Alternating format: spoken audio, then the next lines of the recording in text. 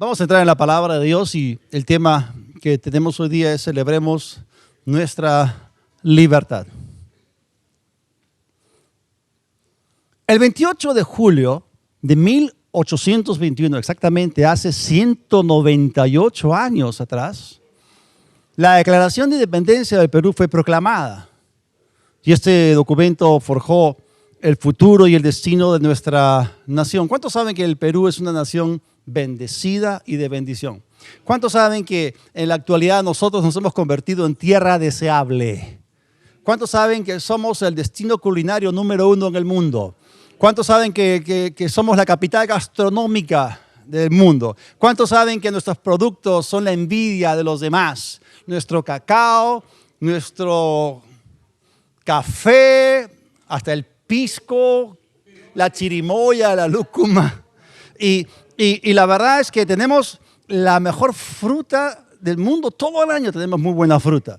Y somos el punto de atención del capital extranjero que quiere invertirse. El Perú también es subcampeón de la Copa América 2019. También somos la sede de los Juegos Panamericanos y Parapanamericanos este año. Qué maravilloso. Y hay muchas cosas de las cuales el mundo va a hablar acerca del Perú que son mejores. Estoy convencido de que lo mejor está por venir. Y a pesar de los problemas, siempre hay que subrayar lo positivo, ¿no es así? Ahora, ¿cómo empezó todo esto? O sea, ¿cómo llegamos hasta aquí? Y para eso hay que ser históricamente correctos. Quizás lo que voy a decir les suene a ustedes igual de lo que escuchaban cuando estaban sentados en su colegio, ¿no? Pero bueno, don José de San Martín, al mando de la expedición libertadora del sur, desembarcó en Paracas el 8 de septiembre de 1820. El ejército libertador, con el propio San Martín al frente, entró a la ciudad de Lima en horas de la tarde. A su paso, muchos lugareños dieron vivas a las tropas patriotas y hubo jóvenes que se ofrecieron como voluntarios, portando como credencial alguna de las proclamas distribuidas clandestinamente en los puertos meses antes por el vicealmirante Cochrane. Y las fuerzas leales a España huyeron a la sierra. En Lima, el general don José de San Martín invitó al cabildo y a la población de Lima a jurar la independencia. Y la firma del Acta de Independencia del Perú tuvo lugar el 15 de julio de 1821. Manuel Pérez de Tudela redactó el Acta de la Independencia y fue finalmente el sábado 28 de julio de 1821 en una ceremonia pública muy solemne donde José de San Martín enunció la célebre proclamación de la independencia del Perú. Y el Acta de Independencia es el documento mediante el cual el Perú declaró solemnemente su independencia de la corona española. Primero lo dijo en la Plaza Mayor de Lima, después en la Plazuela de la Merced y luego frente al convento de los Descalzos. El Libertador, con una bandera peruana en la mano, exclamó: desde ese momento el Perú es libre e independiente por la voluntad general de los pueblos y por la justicia de su causa que Dios defiende. ¡Viva la patria! ¡Viva la libertad! ¡Viva la independencia! Escucho esto y me acuerdo cuando estaba en el colegio, ¿no? Y al firmar el documento, los hombres valientes detrás de nuestra historia declararon el valor que tiene la libertad y ellos lo probaron arriesgando sus propias vidas y las de sus familias en la guerra de independencia. Y esto nos envía a todos nosotros un claro mensaje. ¿Cuál? De que la libertad no es gratuita, que viene con una etiqueta de precio. O sea, si tú entras en una tienda y tú quieres comprar algún producto, normalmente deberían de tener una etiqueta de precio, pero si tú no tienes precio, tú no te lo llevas a gratis, ¿no? Pero todo tiene un precio. La libertad tiene un precio. Es interesante que, otra vez, volviendo a la historia, el historiador Jenofonte cuenta que cuando el rey Ciro tomó cautivos en una de sus conquistas, entre ellos estaba un joven príncipe de Armenia con su bella y joven esposa, a la cual amaba profundamente. Cuando ambos fueron llevados al tribunal de Ciro para recibir su sentencia, el conquistador le preguntó al príncipe qué es lo que él daría para ser reinstalado en su reino. Y él respondió que valoraba poco su corona y su libertad, pero que si el noble conquistador se dignase a restaurar a su amada esposa, a su anterior dignidad y posesiones, él gustosamente daría su vida a cambio. Ciro, impresionado por lo que él dijo, enseguida hizo libres a los prisioneros del reino de este joven príncipe. Fueron soltados para disfrutar de la libertad y de sus bienes, y de inmediato cada uno de esos que fueron libertados comenzó a aclamar al rey con alabanzas, comenzaron a darle gracias, comenzaron a darle gratitud. O sea, todos estaban celebrando al rey por este acto de generosidad. Y viendo esto, el joven príncipe se volteó hacia su esposa y le preguntó, ¿y tú qué piensas del rey Ciro? Mira lo que ha hecho. Ella dijo, ni siquiera lo miré. Ni lo miraste, exclamó él. Entonces, ¿sobre quién estaba puesta tu atención? Y ella respondió, sobre aquel tan querido y generoso hombre que declaró su disposición de comprar mi libertad a expensas de su propia vida, o sea, su esposo, pues. Ahora, vemos acá claramente que esta libertad también tenía un precio. Es interesante que aunque tiene precio, solamente unos cuantos están dispuestos a pagar este precio por la libertad. O sea, la libertad resuena donde hay hombres que están dispuestos a sacrificarse. Y la libertad se valora cuando las personas entregan su vida para su preservación. Entonces, hoy día estamos celebrando nuestra independencia, celebramos nuestra libertad. ¿Qué clase de libertad? Es libertad nacional, la libertad de nuestra nación, libertad del Perú. O sea, podemos decir, ya no estamos más bajo el yugo de la esclavitud española, ya no somos una colonia española. Podemos decir con toda confianza que somos una nación independiente, somos la República del Perú. ¿Cuántos salieran por esto? Ahora, cuando miramos la historia de diferentes naciones, y nosotros sabemos también de que han existido muchas colonias que eran parte de ciertos reinos, de ciertos imperios. Por ejemplo, no solamente estamos hablando de Perú como una ex colonia española, podemos ver que Inglaterra ha tenido muchas colonias, es más, la India, inclusive la tierra de Israel en una época fue parte del mandato británico, y las Islas Malvinas todavía están bajo el control inglés, pero en diferentes lugares. Holanda también tenía sus colonias, y vemos esto en la historia, pero un patrón que se repite una y otra vez es este.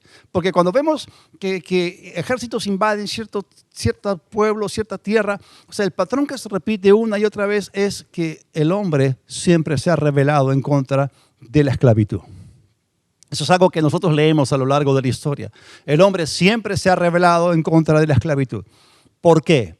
Porque tú y yo, por fabricación, por diseño divino, tenemos dentro de nuestro chip, tenemos en nuestro cableado interno la libertad. O sea, tú y yo fuimos diseñados para ser hombres y mujeres libres. O sea, por eso el hombre no funciona bien bajo la esclavitud. Por eso el hombre se rebela en contra de la esclavitud, sea cualquier tipo de esclavitud, porque el hombre fue hecho a imagen y semejanza de un Dios que es completamente libre. Y por eso el hombre funciona bien cuando es libre.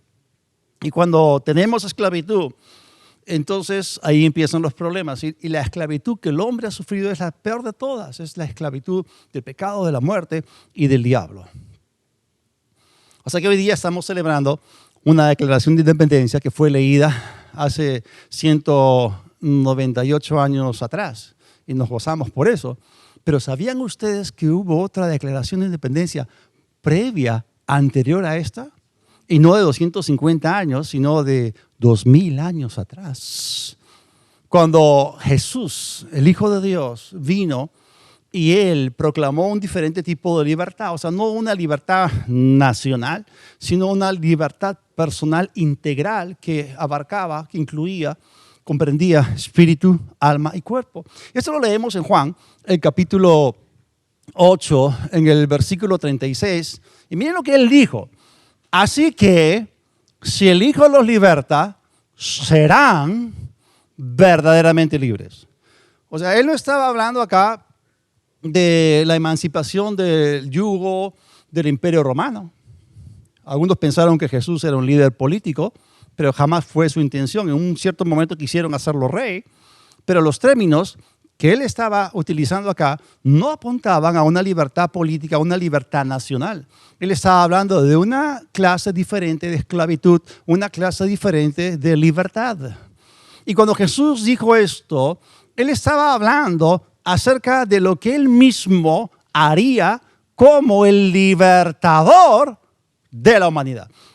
Dice, si el Hijo los hace libres a ustedes, entonces ustedes van a entrar a experimentar la más alta clase de libertad que jamás el hombre ha conocido. La verdadera libertad. Y que no es una libertad temporal, sino que es permanente.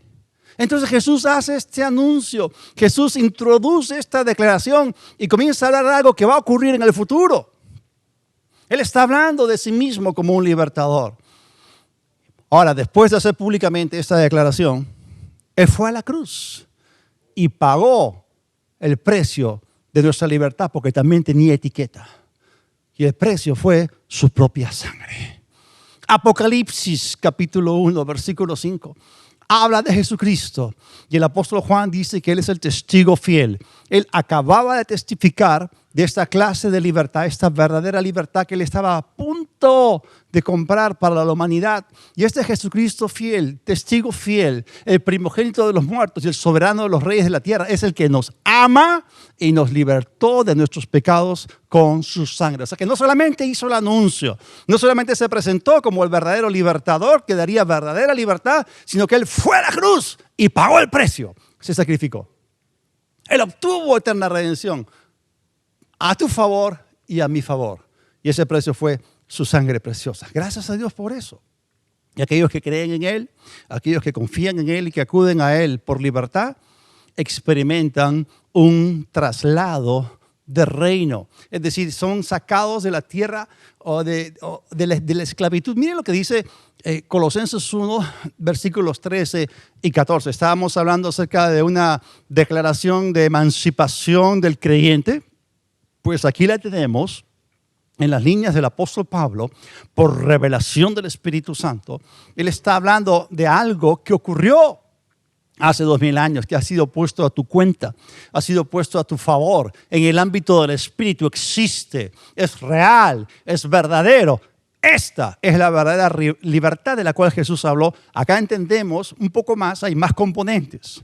Dice Colosenses 1 del 13 al 14, Él nos rescató del reino de tinieblas y nos trasladó al reino de su Hijo amado, quien compró nuestra libertad con su sangre y perdonó nuestros pecados. O sea que esta libertad es una libertad del reino de Satanás. Cuando habla de tinieblas, tinieblas es todo lo que Satanás es, tiene y hace. Cuando habla de libertad, está hablando acá de una libertad espiritual. Está hablando de la libertad de esclavitud que el pecado trae. ¿Cuántos saben que el pecado es una fuerza destructiva? ¿Cuántos saben que la paga del pecado es muerte? El pecado mata. Así que Jesús vino a libertarnos de aquello que era el poder de la muerte, pero Jesús en su resurrección derrotó la muerte y nos ha dado a nosotros la capacidad de poder caminar en vida. Ahora es cierto que lo que estamos celebrando hoy día, el 28 de julio, nuestra libertad, la que celebramos hoy día como peruanos, fue costosa, fue pagada por la sangre de hombres que valoraban la libertad, pero nuestra libertad espiritual fue pagada con un precio que jamás nadie pudo pagar anteriormente.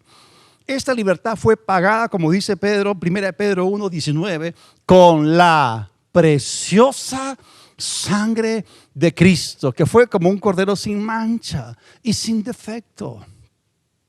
¿Alguna vez han escuchado acerca de la sangre de Cristo? ¿Por qué se le llama preciosa? Esta sangre era preciosa porque era escasa, era rara, era diferente. Jesús no fue hijo biológico de José. Al final tuvo que ser hijo adoptivo, ¿ok? Fue adoptado por José, pero José fue solamente su padrastro. Pero el Espíritu Santo vino sobre María. Y lo que Él implantó dentro del vientre de María causó que un espermatozoide humano perfecto que vino directamente por creación de Dios, comunicó una perfecta humanidad y ese espermatozoide campeón fecundó al óvulo de María y ella quedó encinta. Ese es el resultado de lo que se conoce como una concepción sobrenatural y luego Jesús nació a través de un nacimiento virginal. Así que la sangre que Jesús tenía y que corría por sus venas no era una sangre corruptible, no era una sangre que venía de Adán. Jesús no era hijo caído de Adán, sin embargo era un miembro auténtico de la raza humana. Y él se llamó a sí mismo una y otra vez el Hijo del Hombre.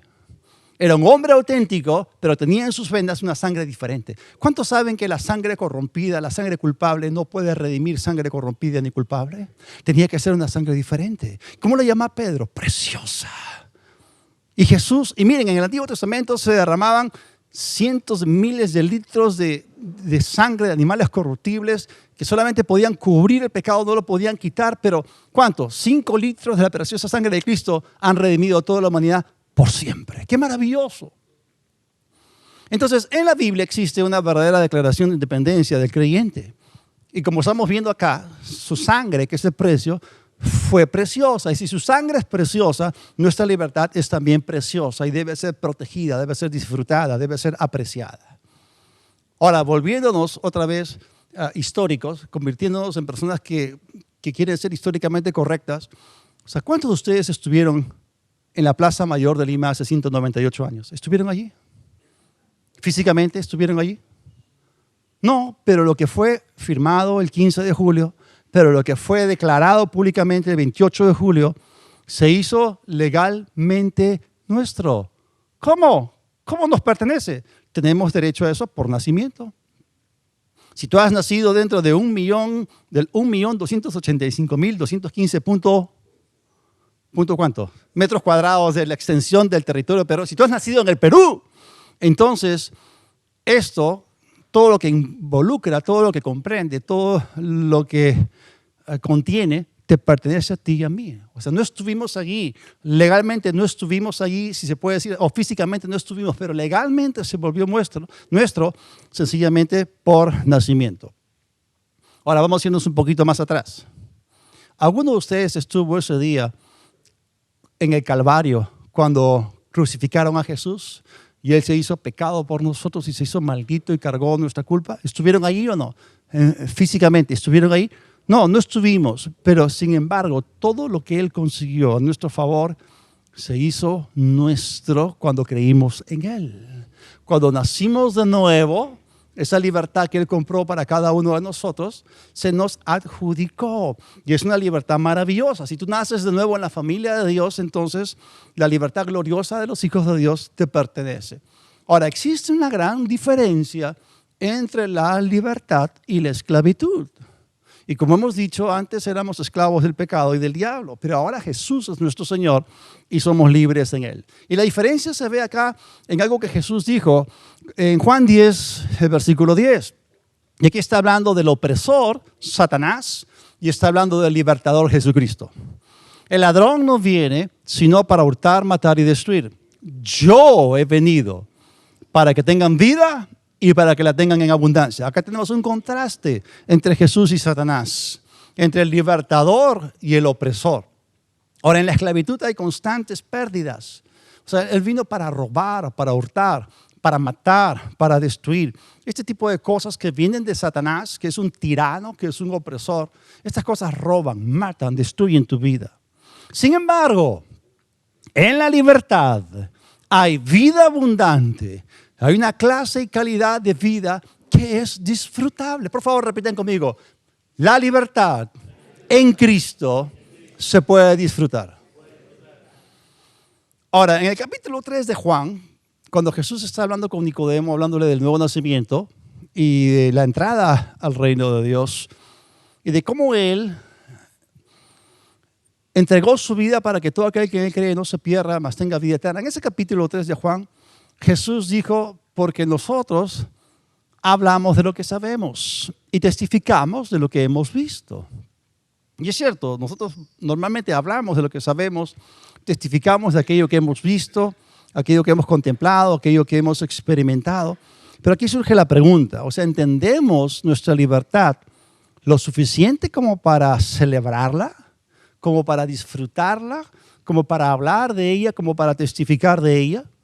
Y es aquí donde viene la gran y profunda necesidad de comprender o entender nuestra redención. O sea, no como una filosofía, no como una tradición, no como algo mental, sino como una verdadera liberación del dominio, poder, jurisdicción, reino, autoridad e influencia de las tinieblas. O sea, nuestra redención en Cristo tiene tremendas implicancias. Y gracias a Dios que por el nuevo nacimiento, tú y yo hemos sido trasladados del reino de tinieblas al reino de luz. En otras palabras, hemos nacido de nuevo dentro de la misma familia de Dios. Y vamos a volver a leer una vez más la declaración de independencia de cada uno de nosotros en la palabra de Dios, en Colosenses 1, del 12 al 14. Es tremendo. Acá tenemos un documento. O sea, ¿cómo nosotros respondemos frente a este documento, frente a esta declaración? O sea, ya el apóstol Pablo tiene mayor profundidad, tiene mayor revelación aquí por el Espíritu Santo. Está registrando lo que ocurrió en el ámbito del Espíritu. En los evangelios tenemos, si se puede decir así, una vista fotográfica de lo que Jesús hizo, pero en las epístolas tenemos algo que nos explica lo que ocurrió en el ámbito del Espíritu y pasamos de vista fotográfica a visión tipo rayos X y vemos el significado espiritual de lo que Jesús hizo al morir por nosotros en la cruz. Acá tenemos la verdadera declaración de independencia de cada uno de nosotros. ¿Cómo reaccionamos frente a esto? La Biblia dice que cuando leemos este documento, el Nuevo Testamento, que habla de nuestra herencia, dice con gozo. ¿Cómo?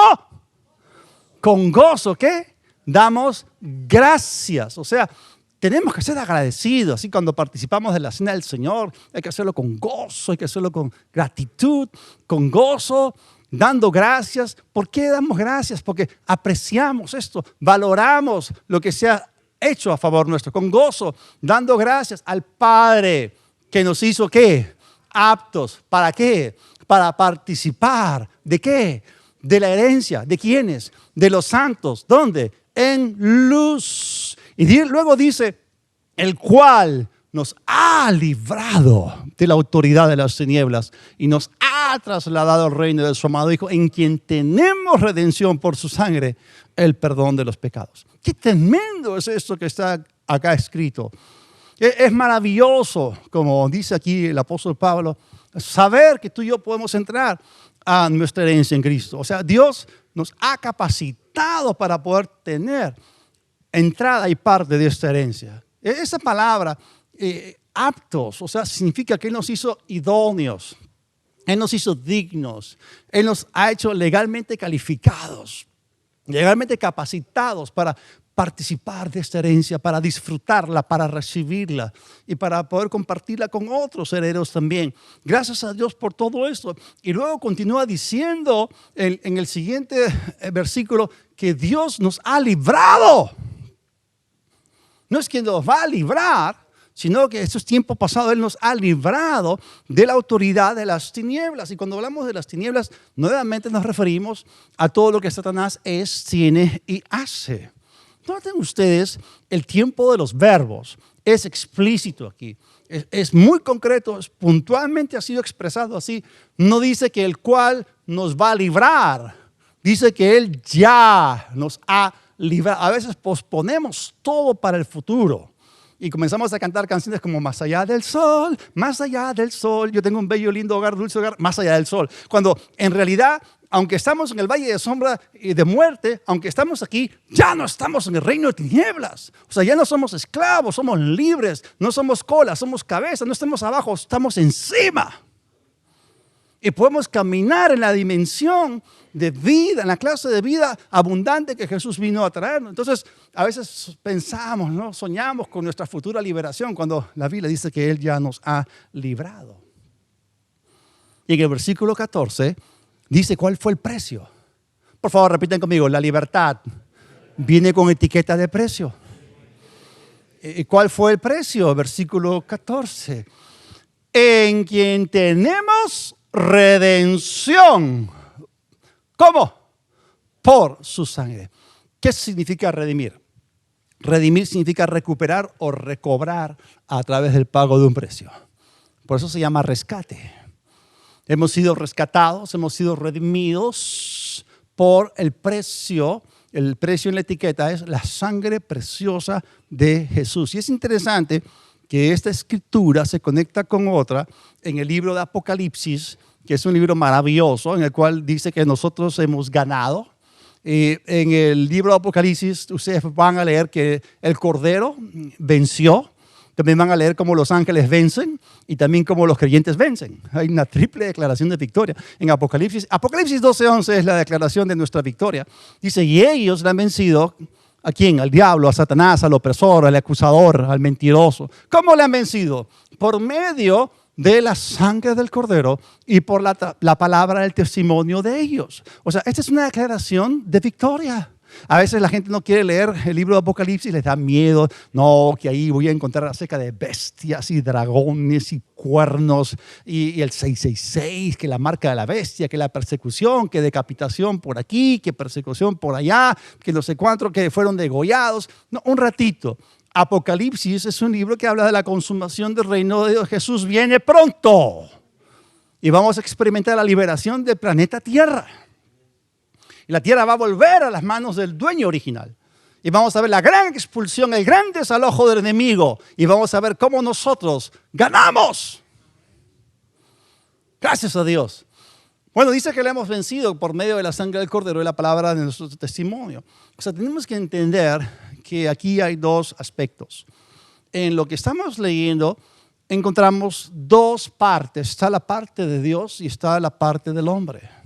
Acá encontramos dos aspectos. Este versículo cubre dos aspectos. ¿Está hablando de nuestra victoria? Sí. Pero no es que yo me esfuerzo y no es que yo venzo a Satanás en mis propias fuerzas. Eso es ridículo. Tú no puedes vencer a Satanás en tus propias fuerzas. Pero aquí está hablando de algo que el Señor nos ha dado a nosotros. Es decir, lo que era imposible para el hombre fue posible para Dios. ¿A qué me refiero? Que Jesús fue y derrotó a Satanás en su muerte, sepultura, resurrección y ascensión. Derrotó a Satanás completamente. Y esa victoria te ha sido adjudicada a ti porque estás en Cristo. O sea, tú y yo somos más que vencedores. ¿Por qué? Porque Él derramó su sangre. ¿Cuántos saben que en la sangre de Jesús hay poder? Entonces, tenemos que entender que acá hay dos aspectos. Está en primer lugar el aspecto legal. El aspecto legal cubre el asunto del precio. O sea, la sangre de Jesús fue el precio por nuestra redención. Es como cuando ustedes van a una notaría y tienen que conseguir un documento que esté firmado, que esté certificado, y le colocan sello, ahí está la firma del notario y todo eso, pero ustedes tienen que pagar algo. En este caso, el documento de nuestra emancipación, de nuestra libertad espiritual, fue sellado por la misma sangre de Jesús. O sea, entendamos el poder de la sangre de Jesús. Ya dije que la sangre de Jesús es preciosa, es diferente. Y Jesús fue a la cruz como cordero, pero cuando Él se levantó, cuando resucitó de los muertos, subió al cielo como sacerdote, como nuestro sumo sacerdote. O sea, la Biblia dice que traspasó los cielos. Y es interesante que acá hay tipos y sombras. En el Antiguo Testamento tenemos el tabernáculo de Moisés que estaba diseñado para el desierto. Estaba diseñado para armarlo y desarmarlo, porque cuando la nube se movía o cuando la columna de fuego se movía, todo el pueblo se movía. O sea, todos tenían que levantar sus tiendas, sus carpas y moverse. Entonces, ese tabernáculo era móvil. Sin embargo, lo que pasaba adentro era prácticamente lo mismo de lo que pasaba cuando se construyó el templo en Jerusalén. Ese templo que Salomón erigió, ese templo era ya fijo, era permanente. Entonces, venía el sumo sacerdote y primero ofrecía sacrificios por sí mismo, por sus propios pecados, porque él mismo estaba rodeado de debilidad. Luego entraba, atravesaba el atrio, ahí en el patio, luego entraba al lugar santo y luego se encontraba con el velo, que era inmenso, que separaba el lugar santo del lugar santísimo. Y cuando entraba en el lugar santísimo lo hacía, y no sin sangre, una vez al año, y ahí había algo que se conoce como el propiciatorio. O sea, estaba el arca del pacto y tenía una tapa y todo estaba hecho de oro, y encima había dos querubines inmensos hechos de puro oro. Y ese lugar, esa tapa, era como un recipiente, era como cuadrado o rectangular. Bueno, y el asunto es que el sumo sacerdote derramaba la sangre y la colocaba en ese lugar conocido como el propiciatorio, o en otro idioma se conoce como el asiento de misericordia. Entonces derramaba la sangre ahí Y eso significaba que el pecado del pueblo quedaba expiado por un año, quedaba cubierto por un año. Pero estas cosas eran solamente tipo y sombra de lo real. ¿Sabían ustedes que hay un tabernáculo celestial no hecho de manos de hombre, no de esta creación, sino el cielo mismo? En el cielo mismo, lean Apocalipsis. Y en Apocalipsis encontramos que en el cielo hay un templo. Y en ese templo, que es el lugar santísimo, porque en hebreo se nos habla del lugar santísimo, hay un arca, el arca del pacto, la verdadera. Ese es el modelo original a partir del cual el arca fue hecha por Moisés y que luego estuvo en el templo de Salomón. Entonces, cuando Jesús obtuvo para nosotros eterna redención, Él entró en el cielo y Él derramó y Él presentó como sumo sacerdote su propia sangre allí en el cielo. Y esa sangre habla. ¿Cuántos han escuchado que la sangre de Abel hablaba cuando Caín lo asesinó? Pero la sangre de Jesús habla mejores cosas. La sangre de Jesús no clama venganza. La sangre de Jesús habla justicia. La sangre de Jesús dice, tú y yo hemos sido comprados por precio. La sangre de Jesús allí arriba en el cielo, delante de Dios, es la evidencia de que tú y yo hemos sido comprados por precio. Somos verdaderamente redimidos. Entonces, la sangre de Jesús se ocupa del aspecto legal, del pago por nuestra redención. Pero nuestra victoria no es completa hasta que nosotros entendemos que aparte de la parte del hombre, de la parte de Dios también la parte del hombre. O sea, lo que hacemos porque estamos en sociedad es la sociedad Dios-hombre. Hay una parte que le toca a Dios y hay una parte que le toca al hombre. Y dice, ¿cómo es que le hemos vencido? ¿Cómo es que hemos derrotado a Satanás? Y ellos le han vencido, ¿cómo? ¿Por medio de qué? De la sangre del Cordero y, repiten conmigo, ¿y qué? Y por la palabra de nuestro testimonio. ¿Cuántos creen que hay poder en la sangre de Jesús? Por supuesto que hay poder en la sangre de Jesús, pero también está nuestra confesión. Tenemos que decir lo que está escrito, los términos de lo que está declarado en esta declaración de independencia nuestra, de nuestra victoria. Repitan conmigo, mi confesión es la derrota del diablo. Repitan conmigo, mi confesión es mi victoria. O sea, no solamente que Él da, es también que nosotros recibimos. Está la parte de Dios y está la parte del hombre. La parte de Dios es dar, la parte del hombre es recibir. No puede el hombre recibir nada si no le fuere dado del cielo. Juan capítulo 3, versículo 27. ¿Alguna vez han leído el último versículo de Romanos 4? El cual fue entregado por nuestras transgresiones y resucitado para nuestra justificación. Ahí está hablando de la parte de Dios. La parte de Dios es la justificación provista. O sea, Él ha hecho posible que la humanidad entera sea justificada. Eso es importante. O sea, fue resucitado para nuestra justificación. Pero hay una frontera entre el capítulo 4 y el versículo 5.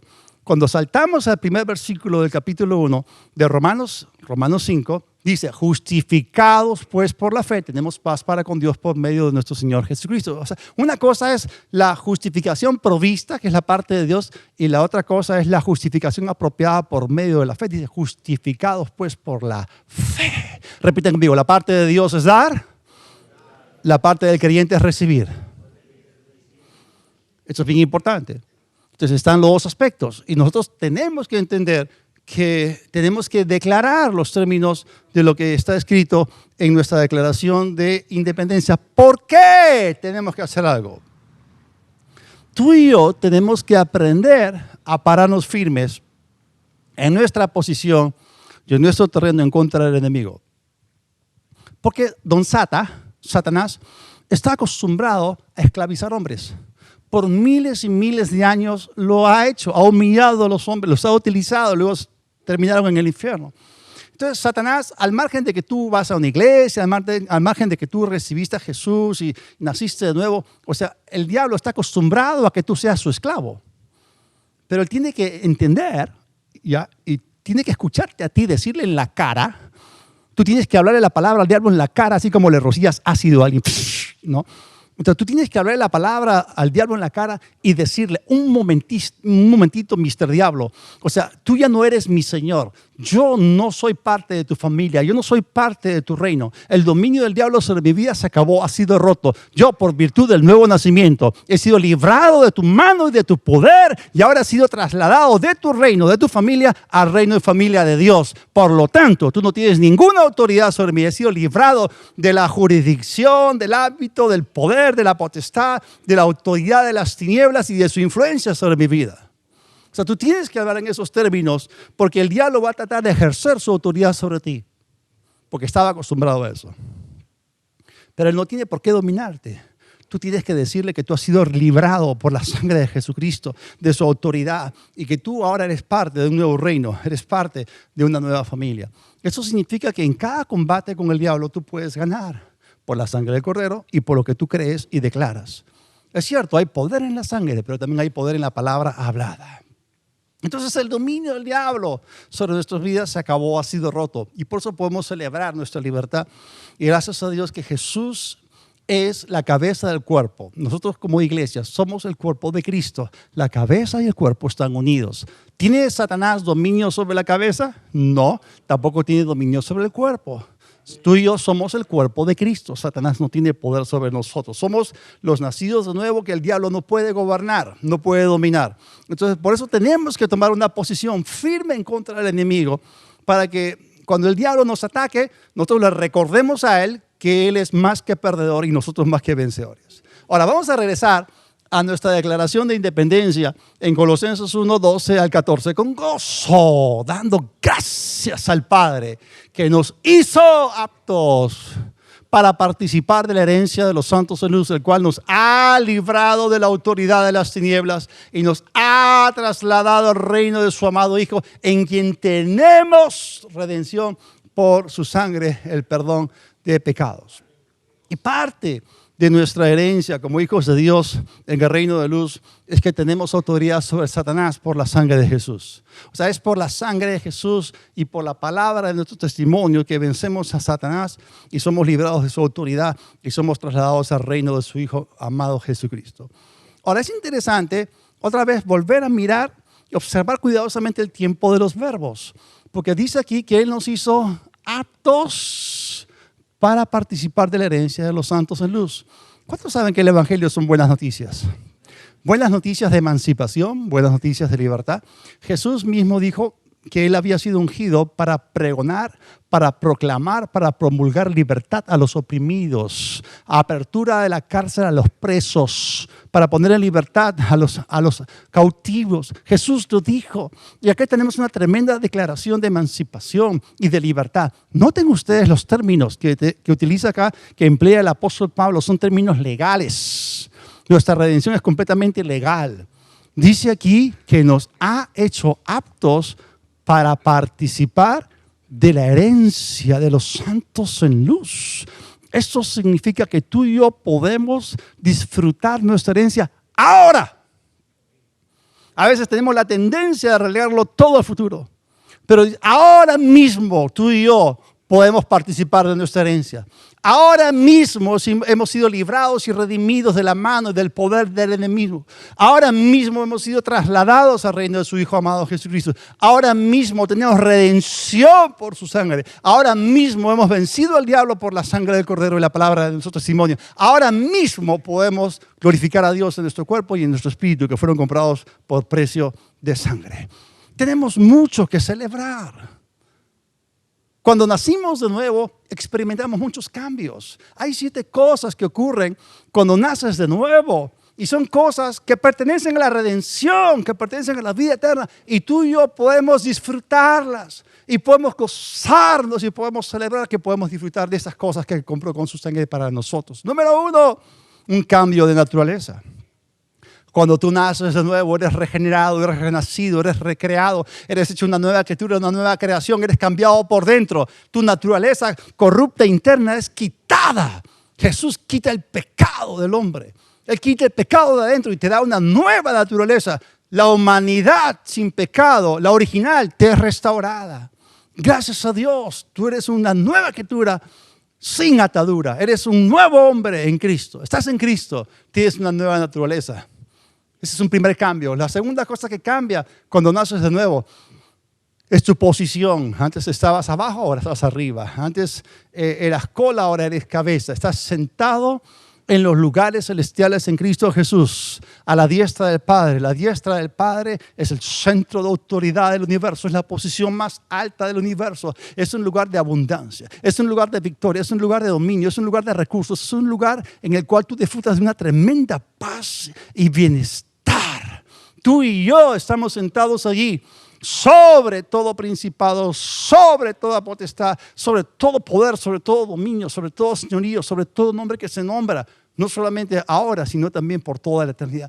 Ese cambio de posición es el que hemos sido experimentados. El Señor nos levantó con su brazo en la redención. ¡Qué maravilloso! ¿Qué más? Hemos experimentado un cambio de familia. ¿Cómo formas tú parte de una familia?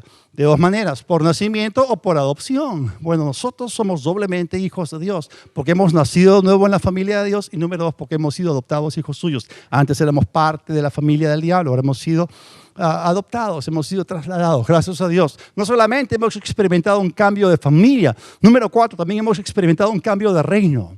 Estábamos antes en el peor de todos los reinos, el reino de tinieblas, el reino de oscuridad, el reino de Satanás. Satanás era un tirano, era un esclavizador, era un opresor para nosotros, pero gracias a Dios que ahora estamos en el mejor de todos los reinos, es el reino de Dios, es el reino de luz, y tenemos, gracias a Dios, quinta cosa, tenemos una herencia. Cuando estábamos en Adán, cuando estábamos en la familia del reino del diablo, ¿cuántos saben que un esclavo no tiene bienes, no tiene posesiones, no tiene una herencia? Nosotros habíamos sido desheredados, si se puede decir así, pero ahora en Cristo Jesús tenemos una herencia maravillosa. Dios es nuestro Padre, Jesús es nuestro hermano mayor, somos herederos de Dios y somos coherederos con Cristo. ¡Qué maravilloso! ¿Y para qué el Señor nos hizo sentar en lugares celestiales? Lo que dice en Efesios 2:6, la respuesta está en el siguiente versículo, Efesios 2:7, para mostrar en los siglos venideros las abundantes riquezas de su gracia y su bondad para con nosotros en Cristo Jesús. O sea, nuestra herencia es inagotable. Gloria a Dios. Otra cosa para celebrar. Cambió también nuestro destino. O sea, un esclavo no tiene un destino fijo, un destino seguro, pero un libre sí. Tú y yo tenemos un destino glorioso. Dios ha preparado, Dios ha predestinado un destino glorioso. ¿Qué cosa? Ser partícipes de su gloria. Hermanos, vamos a estar disfrutando de la bondad de Dios y nunca vamos a terminar de estar impactados por la gloria que Él ha preparado para nosotros. Y lo último que experimentamos es un cambio de potencial. Hermanos, Él ha predestinado para nosotros un tremendo potencial. Vamos a llegar a alturas inimaginables. O sea, ni siquiera se ha manifestado lo que hemos de ser, pero cuando Él se manifieste, seremos semejantes a Él y seguiremos siendo transformados hacia un destino. Vamos a adorarlo, vamos a servirlo por toda la eternidad. Es maravilloso. Así que estas son nuestras realidades en Cristo. Y ya que esto ocurrió y es real en tu vida y en la mía, tú tienes que tomar una decisión. Y esta decisión es: deja de mirarte a ti mismo bajo el punto de vista humano. Deja de mirarte a ti mismo bajo el punto de vista natural. Empiézate a mirarte a ti mismo desde el punto de vista de Dios, en línea con la palabra de Dios. Y aquí surge la pregunta: ¿cómo me ve Dios a mí? ¿Sabes cómo Dios te ve a ti y a mí? Dios nos ve en Cristo. Repitan conmigo: yo estoy en Cristo. Yo estoy en Él. Estoy completo en Él, que es cabeza de todo principado y potestad. Estoy completo en Él y en Él habita la plenitud de la deidad. O sea, ¿qué más quieren? Qué maravilloso, ¿no? Ahora, la razón principal de la redención es la comunión con Dios. Qué maravilloso. O sea, el pecado trajo separación. La Biblia habla de que el pecado es muerte, es separación, es falta de, es ausencia de vida y de paz, es ausencia de Dios. Pero cuando uno se conecta con Dios, es comunión con Dios, es compañerismo con Dios, es conexión con Dios. Y tú y yo hemos sido rescatados o redimidos para poder ser traídos a comunión. Dios nos llama en el Nuevo Testamento una y otra vez a comunión con el Padre, comunión con el Hijo, comunión con el Espíritu Santo. No nos ha llamado a tener una religión, Es maravilloso compartir con amigos, es maravilloso salir, compartir con la familia, compartir con nuestros hermanos y hermanas en Cristo, pero lo más maravilloso es gozar de comunión con Dios, con el Padre, con el Hijo y con el Espíritu Santo. La más alta honra, el más grande honor que Dios ha podido conferir al hombre es que podamos como criaturas suyas y como hijos suyos tener comunión con Él. Es maravilloso.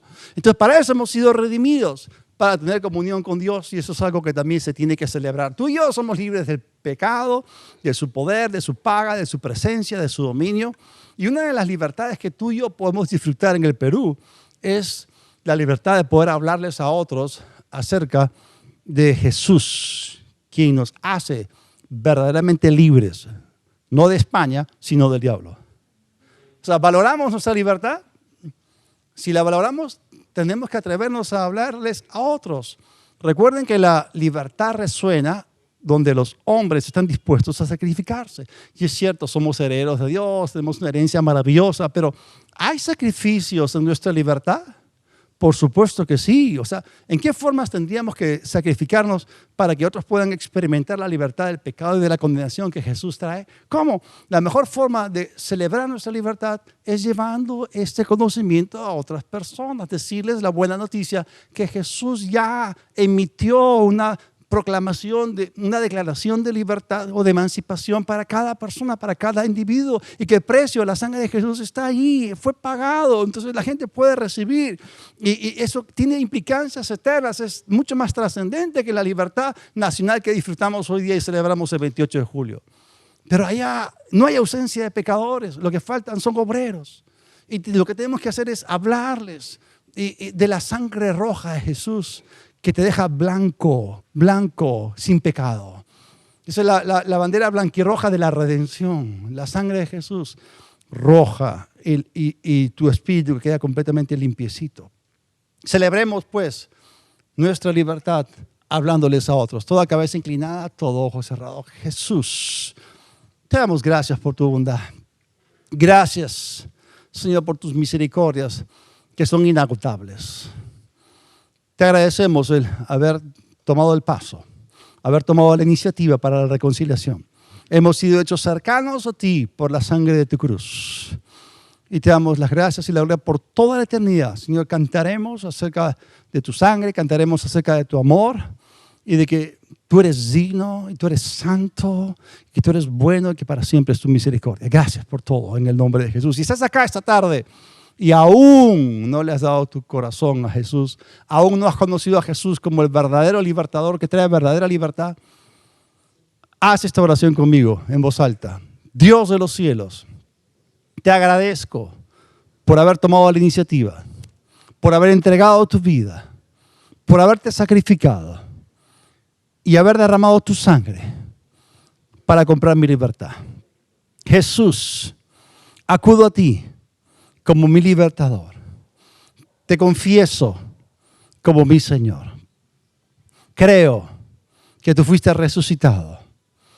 Gracias por tu perdón y limpieza.